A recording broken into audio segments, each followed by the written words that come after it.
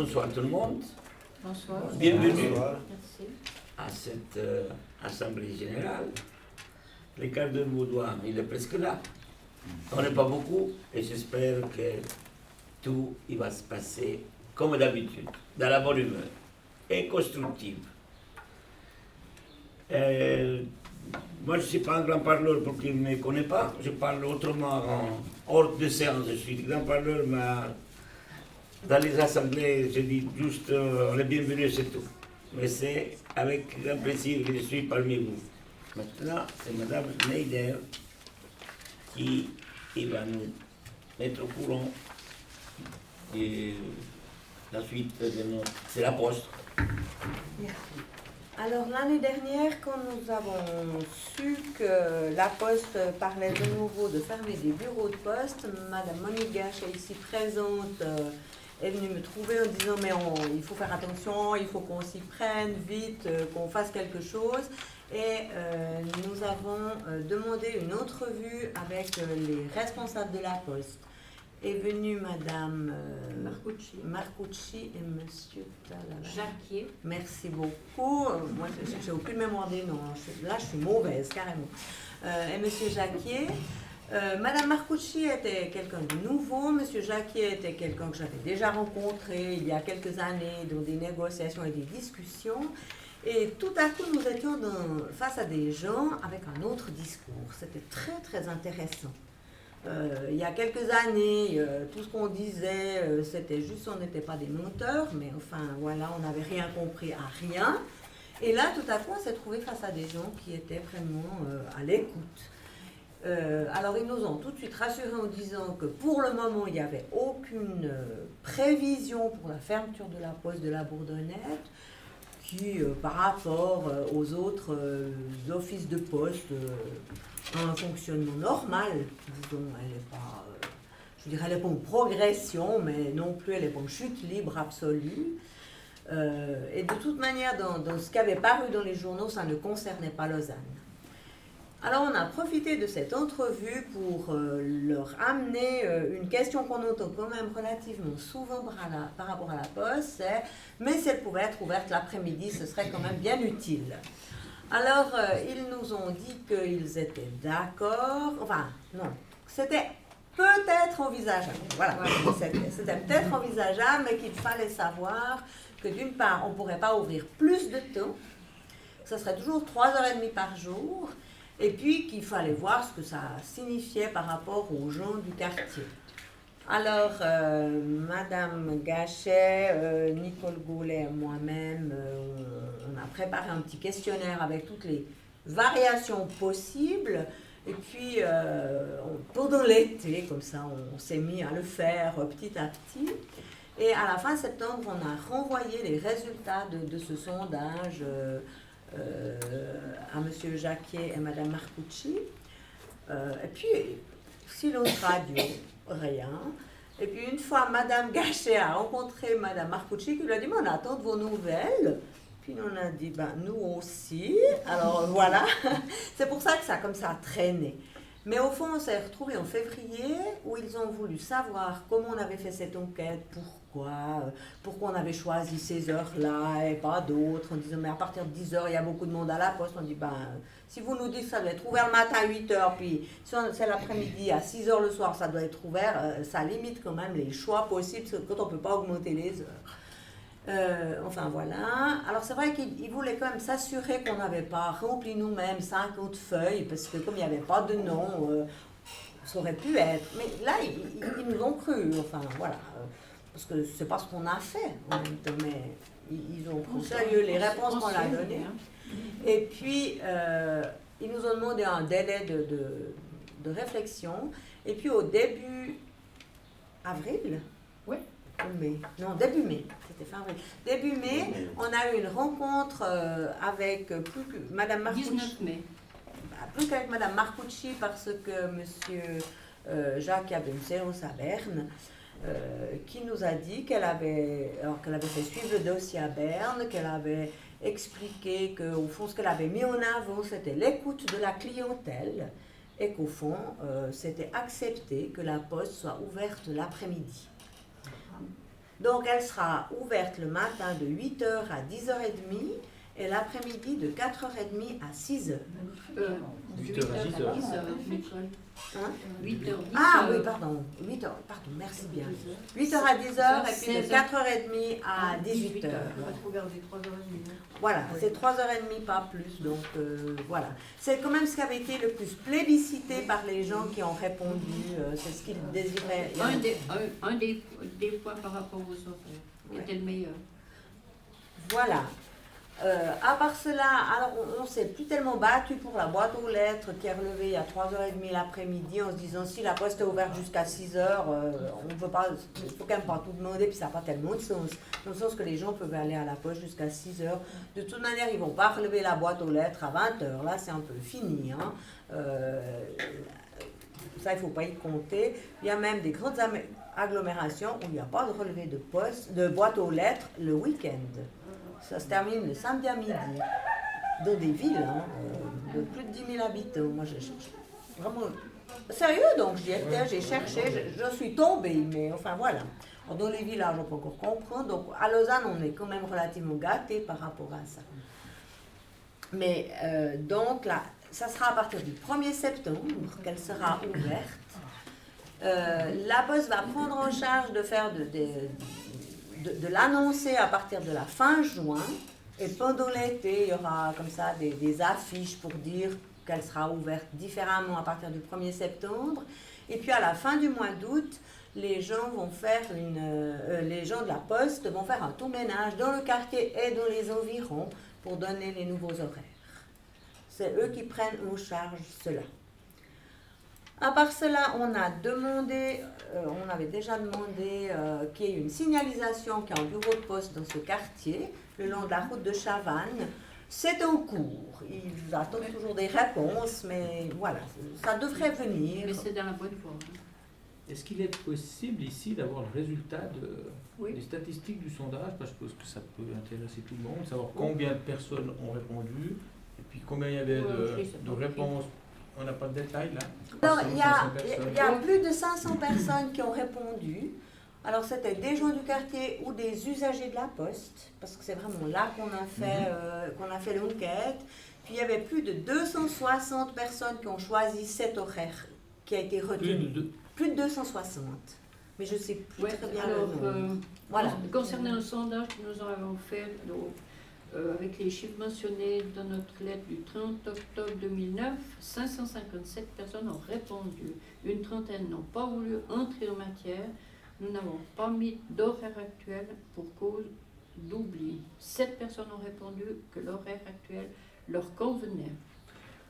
Disons qu'il y a environ 700 personnes qui ont répondu, même plus. Mais je peux donner les chiffres exacts. On les mettra dans le PP. Oui, je peux les donner, je les ai à la maison. Merci.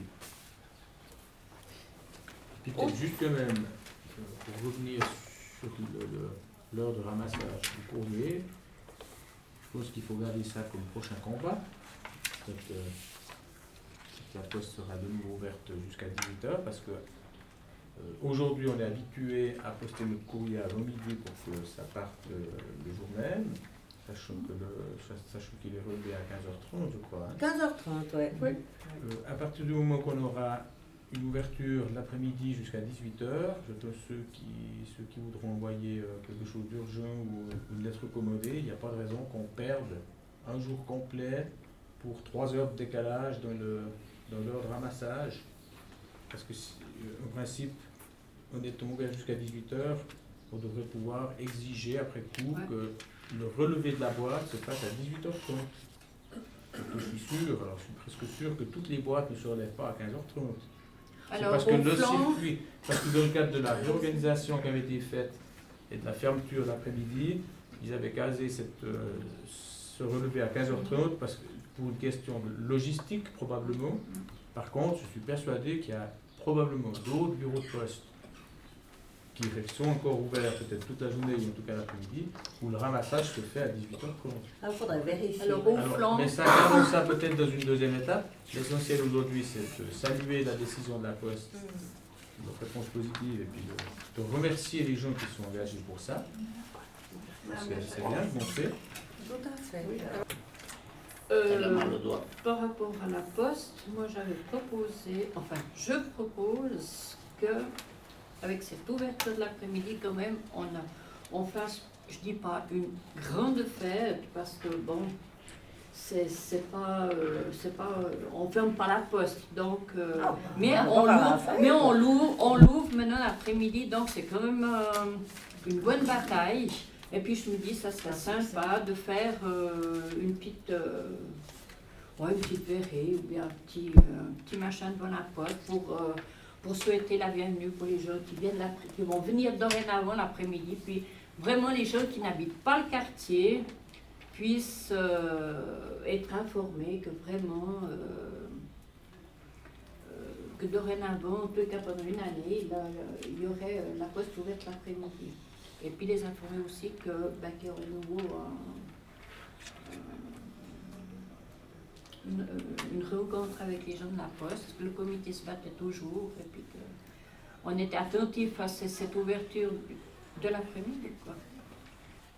Afin de ne pas trop prétériter, enfin de ne pas trop taper dans le magnifique capital de l'association. C'est sympa ça. La fondation serait prête même à dédier un petit peu sa bourse pour participer à la verrée. Ah, merci. Merci. Maintenant, on passe au point 6. C'est Madame Ingrid, encore une fois. Mais oui. Ouais, pas possible, ça. On s'en débarrasse pas. Donc, pour la sortie, donc, je vous ai déjà dit 2 petits mots tout à l'heure, donc je répète, ce sera au Moulin à Eau, à Saint-Georges, qui se trouve en gros entre Nyon et Marché-Rue. Ça fait à peu près 35, comptons maximum 40 minutes en véhicule. C'est un ancien moulin à eau, donc vraiment c'est une chose typique de l'ancien temps, qui est sur 3 niveaux, mais accessible à tous, parce qu'il y a des rampes extérieures si jamais pour éviter trop d'escaliers. Qui est donc aussi très accessible financièrement puisque 5 francs pour les adultes, 3 francs pour les enfants. En espérant qu'il fera beau, enfin selon le temps, après comme c'est une très jolie région aussi, je me propose de vous faire aussi encore une proposition promenade qui sera vue avec les participants, selon leur envie, selon la météo du jour, ou à Saint-Georges, les environs de Saint-Georges qui sont très très jolis, où il y a, j'ai vu sur les plans, je vous en remontrerai plus via télé, etc. C'est pas très, très évident là. Des très jolis chemins de toutes sortes à Saint-Georges. On peut monter un peu en altitude avec des points panoramiques très jolis, ou alors choisir d'aller au bord du lac. Voilà, donc il y aura donc la visite du moulin à eau et de toute façon une balade incluse. Voilà, donc on va essayer de refaire quelque chose qui soit vraiment plaisant pour tout le monde et puis toujours accessible aux adultes et aux enfants. Et puis qui change un petit peu, essayer de ne pas faire toutes les années la même chose. Ça serait quand? C'est pas toujours... Donc, oh pardon, c'est le 12 septembre, excusez-moi. Oui, le dimanche, c'est toujours le dimanche après-midi. Au principe, on fait le départ, on fait toujours le point de rendez-vous vers la poste, donc au rond-point, à 13h. On peut partir vers 13h15, 13h30, selon les organisations, voitures et personnes. Ça nous laisse tout l'après-midi et justement, on choisit aussi des trajets pas trop longs pour qu'on puisse vraiment bénéficier de l'après-midi. Donc, on passe au point 7. C'est Mme Nicole, encore une fois, qui nous rapporte sûrement quelque chose de valable. Alors, par rapport à Métamorphose, Monsieur Français et son dicaster, son département, je ne sais pas très bien comment on appelle ça, nous a tenus au courant de ce qui s'est passé dans le quartier et nous avions déjà été plusieurs fois invités à participer quand il y avait toutes les discussions par rapport aux jardins familiaux ou quand il y a une fois par année, il y a une rencontre où toutes les associations de la ville et spécialement les sociétés de développement sont invitées. Nous recevons des invitations pour entendre quels sont les projets par rapport au transport public, par rapport par rapport à l'épuration des eaux, par rapport à la steppe, enfin, j'en passe et des meilleurs. Pour Métamorphose, M. Kolb, qui était le responsable de ce projet, nous a dit que quand ça nous concernerait, il nous ferait signe. Alors c'est vrai que nous avons reçu l'année dernière au mois de novembre un rapport de ce qui a été envoyé à différentes entreprises qui auraient pu devenir des investisseurs. Et puis on nous a fait réserver des dates, il y avait 3 dates qui étaient notées. Alors bon, on s'est renseigné si ça nous concernait ou si c'était pour information, puis au mois de décembre c'était pour information. Si bien qu'on a attendu d'autres choses, et puis on ne les a pas venus venir, puis tout à coup, le jour de la séance, ben voilà, on nous attendait, et puis... mais on m'a téléphoné, et je suis arrivée à me libérer, et j'ai participé. Alors c'était une séance où il y avait des investisseurs potentiels qui venaient présenter leur projet. Comment ils comprenaient, comment ils concevaient ce qu'on leur demandait de faire au niveau du stade et de ce qui va se trouver en face de la Bourdonnette, pas de ce qui va se passer dans le haut de la ville. Et là, il y avait des représentants de la commune de Chavannes, il y avait des représentants des architectes, il y avait un représentant du sport de l'Uni, il y avait combien de personnes qui étaient là présentes. Mais au fond, il n'y a pas eu énormément de discussions. Il y a eu une semaine ensuite, après, mais moi je ne pouvais pas y aller, je n'étais pas là, une deuxième rencontre où ils ont été un petit peu plus pointus. Et puis finalement, ça suit son cours. Donc il y a un investisseur ou un ensemble d'investisseurs qui vont être choisis. Et qui vont devoir ensuite faire des propositions. Il y a des cadres qui vont être posés. Alors là, c'est par un groupe de réflexion par rapport à quelles sont les normes, quelles sont les choses absolument indispensables qui devront se trouver sur ce terrain, quels sont les possibles. Puis ensuite, il y aura un concours d'architectes. Mais pour le moment, on n'en est pas encore là. On en est encore au point où les investisseurs vont signer bientôt. Voilà.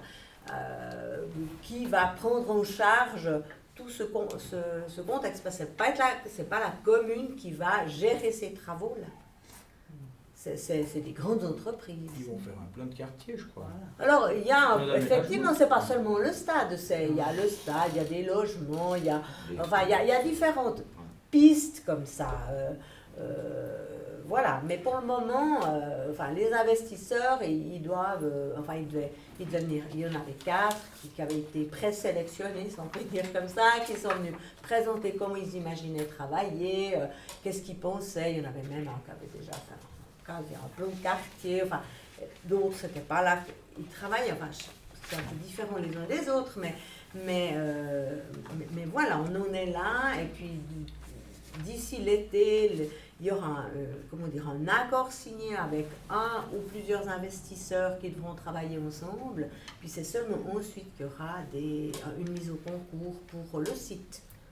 Voilà un petit peu où on en est. On m'a demandé de pas, de pas divulguer quels sont ces gens qui ont été présélectionnés, etc. Parce qu'autrement on s'en sort plus. Voilà. Ce qu'on peut peut-être dire en complément, c'est que ça, c'est la phase, je dirais, qui va suivre. Ouais. Ça sera la construction, en fait, de tout ce qui va longer la route de Chavannes, c'est-à-dire le stade, avec les logements et notamment les commerces qui vont suivre plus loin, avec notamment aussi le boulodrome qui vont refaire, concrètement. On peut dire aujourd'hui, c'est que concrètement, il y a quand même 2 choses qu'on peut voir sur place. C'est le déplacement des jardins familiaux qui ont été déplacés plus au sud, tout près de Bourget, pour permettre justement la libération de cette zone. Et la deuxième chose, les travaux sont tout près de se terminer maintenant. Il y a l'aménagement d'un parking relais à Bourdonnette qui est en train de se faire. Et ça, c'est un parking relais provisoire. Je ne sais pas si vous avez reçu des informations à ce titre-là, mais ça, on les avait déjà donné l'année dernière. Oui, mais c'est intimement lié quand même au projet Métamorphose, parce que ce parking relais, il est prévu à terme d'être beaucoup plus grand que ce qui sera le cas maintenant. Mais il ne pouvait pas être réalisé dans l'immédiat. Dans son ensemble, parce que ça va utiliser notamment toute la bretelle, tout l'intérieur de la bretelle de sortie de l'autoroute, ce qui n'est pas possible maintenant. Par contre, il devait quand même faire le parking relais ici parce que ça libère, ceci pour libérer le parking relais existant à l'avenue de Provence actuellement. Ou pour ceux qui passent de temps en temps là-bas, vous avez certainement vu qu'il y a des gabarits qui sont en place depuis quelques temps déjà. Donc là, bon, pour l'instant, semble-t-il que le projet est un peu bloqué, mais c'est un projet normalement qui devrait démarrer avec la construction de nouvelles habitations. Alors il y a deux buts dans ce déplacement du parking relais, c'est que comme la municipalité désire intensifier la population dans Lausanne, donc tout ce qui appartient à la commune devient constructible et il y a beaucoup de choses qui se construisent. Et puis l'autre chose, c'est l'idée de se dire, mais plus on sort les parkings relais de la ville, moins il y a des colonnes qui bouchonnent le matin et le soir. Alors, c'est vrai que si on regarde l'avenue du Chablais depuis le croisement qui est tout près de chez nous jusqu'au haut, ben c'est vrai que le matin et le soir, il y a de la circulation et il y a des bouchons. Donc, c'est vrai que si le parking relais peut être en dessous, eh ben voilà, ça fait qu'il y a moins de circulation à l'avenue du Chablais et dans le quartier de Malais. Voilà pourquoi aussi ils les mettent de plus en plus en dehors de la ville. En plus, si cet endroit a été choisi, c'est parce que c'est tout près d'un arrêt de métro. Hein. Alors ça aussi, dans le sens qu'un parking relais, il faut que ce soit près d'autres moyens de transport, sinon ça n'a pas de sens. Et d'autre part, à terme, je ne sais pas si vous ont donné des informations à ce sujet, mais il devrait y avoir un échangeur d'autoroute du côté des Cublons, ce qui veut dire que dans les quelques années qui vont suivre, le tronçon d'autoroute qui va jusqu'à la Maladière sera déclassé. Ce sera plus un tronçon d'autoroute. Ça devrait être transformé probablement à ce qu'ils appellent un boulevard urbain, ce qui représentera en quelque sorte une sorte de... Ça sera vraiment l'entrée sud-ouest de la ville, hein, et qui devrait normalement plus être sous forme d'autoroute. Ouais. Et qui pourrait être utilisé notamment quand il y aura l'équipe suisse qui jouera devant les 15 000 spectateurs au stade, qui pourrait être utilisé comme parking d'appoint pour le stade. Voilà. Normalement. Hein. C'est en tout cas un des projets. Mais là, c'est encore, comment dire, alors, quelquefois, ça apparaît dans les présentations de M. Français et de M. Kolb, et puis d'autres fois pas. Enfin, ça fait partie des choses qui restent encore pas tout à fait, qui ne sont pas encore sûres en tout cas. Hein. Mais en tout cas, c'est dans les projets qu'ils ont. Ouais. Maintenant, par rapport, alors c'est pas par rapport à Métamorphose, mais comme j'étais à cette rencontre, le syndic de Chavannes, lui, était présent et il m'a dit « Mais nous aussi, on a toutes sortes de projets de l'autre côté de la Bourdonnette. Est-ce que ça vous intéresserait ça vous intéresse de savoir quoi? Est-ce que ça vous intéresserait ?» Alors, on se propose d'en parler dans l'avenir. Hein, pour l'avenir, c'est une proposition qu'on a à vous faire par rapport à ça. Voilà. Donc voilà, justement, comme il y a divers projets qui se font du côté aussi de Chavannes, nous voulions vous proposer donc passer ça au vote. Est-ce que vous aimeriez qu'on fasse, alors tu me dis si je m'exprime bien, une assemblée plus générale, éventuellement avec l'aide du centre socio-culturel pour la salle. Donc on va appeler tous les habitants du quartier et inviter M. Gorgera, le syndic de Chavannes, pour qu'il puisse nous expliquer mieux et de manière plus approfondie ce qu'on peut attendre aussi de ce côté-là, qu'il puisse aussi être au fait de nos questions, nos interrogations, nos inquiétudes. Est-ce qu'on pourrait envisager de faire une soirée Moi, je crois que c'est une excellente idée. Je veux juste attirer votre attention sur une chose qu'il faut éviter à tout prix, c'est ce qu'on a vécu par exemple avec les murs anti-bruit, c'est-à-dire de vouloir donner de l'information sans avoir un calendrier connu, je dirais, à 90%, et puis pouvoir donner des dates qui soient crédibles, parce qu'on a passé nous pour des pignoufs pendant 3 ou 4 ans, parce que chaque année on disait ben, c'est bon, cette fois ça va partir, Et puis chaque fois c'était reporté pour X raisons. Donc il faudrait peut-être s'assurer du côté du syndic de Chavannes que le soir ou le jour où on le convoque pour faire une assemblée informative à destination des élus de quartier, qu'ils soient en mesure d'amener des éléments concrets. Pas qu'ils nous disent ça va s'étudier, il y a eu ci, il y a eu ça sur papier, mais maintenant il faut légaliser le plan de quartier avec les droits de recours, machin, tac, et puis qu'ils nous disent oui, ben, ça devrait pouvoir se faire en 2014 ou 2015. Il faudrait être sûr qu'il n'y a pas un trop grand décalage entre l'information qu'il va nous donner et puis la probabilité Du début des travaux. du début des travaux, parce que Je crois que c'était 10 ans pour le Ça, c'est très les gens du difficile. quartier on a assez entendu, Donc ils n'y croyaient plus. Hein. Pour rien voir. ont assez, je crois, ont eu leur dose à ce niveau-là d'informations qui étaient fondées sur des délais et sur des dates qui n'ont jamais été tenues. Donc il faut être sûr qu'ils sont assez avancés dans leur démarche pour amener quelque chose qui cale, quoi. Puis si c'est pour vous parler d'un projet qui ne verra pas le jour en 2015, c'est peut-être un peu prématuré, me semble-t-il. Mais l'idée de fond, je pense que c'est bien et puis qu'il faut le faire. Il faut juste faire attention à ça. Ouais, disons l'idée, c'est vrai que c'était enfin, qu'on avait émis comme ça au comité, c'était déjà d'être au courant de ce qui va se faire, effectivement. Alors les dates, c'est toujours, je crois, peut-être même difficile pour le syndic lui-même de savoir, parce qu'on s'entend, je m'étais informée avec le comité pour Aligro. Il y avait un projet assez précis qui semblerait justement est réimpliqué avec d'autres choses. Mais voilà, il m'avait été répondu des choses très claires. Et puis en même temps, pour les délais, c'était pas du tout clair. Donc on savait qu'il y aurait de toute façon un magasin Aligro de ce côté. Il avait dit, monsieur avait expliqué que normalement, enfin que c'était prévu que tout soit en sous-sol, le magasin, les entrées, que ce soit pas trop près des habitations de notre côté, mais plutôt d'autre côté du champ. Et puis que sur le dessus, il y aurait ou des bureaux ou des habitations avec juste quelques places de parc privées. Et que tout le parking et tout les transportements avec les camions et tout se ferait en sous-sol et que le commerce lui-même sera en sous-sol aussi. Il semblerait que depuis, justement, heureusement qu'on n'avait pas fait trop là-dessus, qu'il y a encore d'autres choses qui vont s'impliquer là-dedans. Donc c'était pour avoir un tout sur les projets qui savent déjà, sans effectivement peut-être savoir quel délai, parce qu'il m'avait aussi dit qu'il y avait justement des délais importants pour lever des interdictions, etc. et tout, puis qu'eux-mêmes ne savaient pas, ce serait dans 2, 3, 4 ou 5 ans. Cela, il y a une année. Moi, je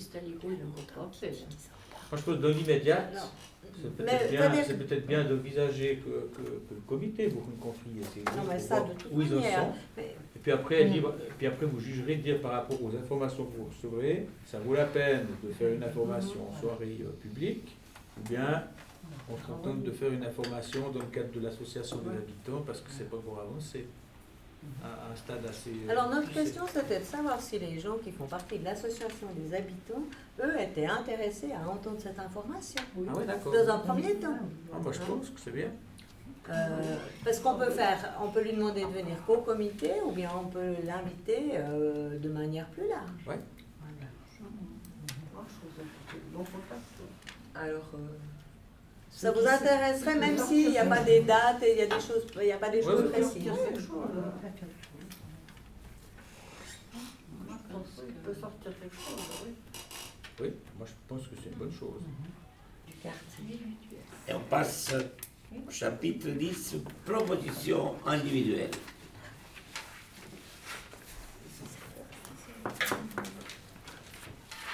Alors, moi, Je ne savais pas lever la main. Alors, Alors, moi, j'ai une petite information à vous donner, enfin, à titre indicatif pour l'instant, parce que j'en sais pas trop plus, je l'ai appris ce soir, par rapport à la ligne du TL numéro 2. On sait que ça a passé au conseil communal, donc on avait demandé que le conseil communal prenne une décision par rapport à cette ligne numéro 2, par rapport au 25. parce qu'il y a beaucoup de personnes qui peuvent partir sur Ouchy avec cette ligne. Et on sait que Monsieur Brella est contre, vu qu'il y aura des changements dans tout le secteur.